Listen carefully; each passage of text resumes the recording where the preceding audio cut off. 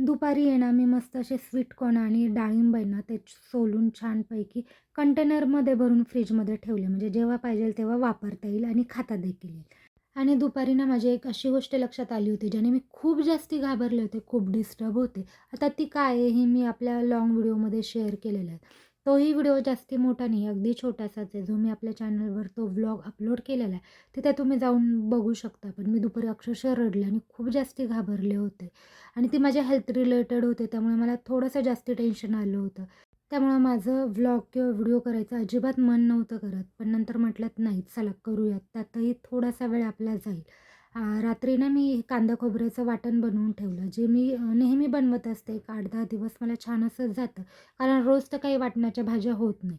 तर छान असं त्याला काचेच्या कंटेनरमध्ये भरून ना मी फ्रिजमध्ये ठेवत असते. हेच वाटण वापरून मी छान अशी मस्त शेवग्याची भाजी बनवली होती रात्रीच्या जेवणात आणि भाकरी. आणि तुम्हाला माहिती आहे मी भाकर थापून नाही तर लाटून बनवली होती. कारण मी इतकी जास्त डिस्टर्ब झाली होती की मला भाकरही नीट थापता येत नव्हती. पण लाटूनही जी भाकर बनवली होती ती अगदी छान झाली होती. तर आजचा हा जो मिनी ब्लॉग ना तोही मी इथेच थांबवते. आपण भेटूयात अशाच एका नवीन व्हिडिओसोबत. तोपर्यंत आनंदी राहा, खुश राहा आणि स्वतःची खूप सारी काळजी घ्या.